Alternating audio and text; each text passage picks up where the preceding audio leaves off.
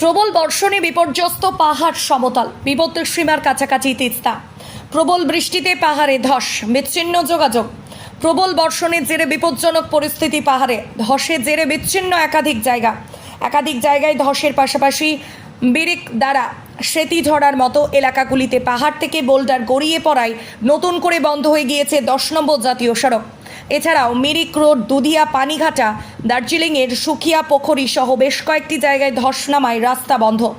কালিম্পংয়ের একাধিক জায়গায় ধস নামার পাশাপাশি ধসে বিদ্যুতের পোল ক্ষতিগ্রস্ত হওয়ায় গ্রাম তো বটেই, শহরের একাধিক জায়গায় বিদ্যুৎ নেই। সব মিলিয়ে চরম দুর্ভোগে পড়তে হয়েছে সাধারণ মানুষকে। পেশক রোড খোলা থাকলেও যেভাবে তিস্তায় জলস্ফীতি ঘটছে তাতে এই রাস্তাটি বন্ধ হয়ে যাবে বলে আশঙ্কা দেখা দিয়েছে।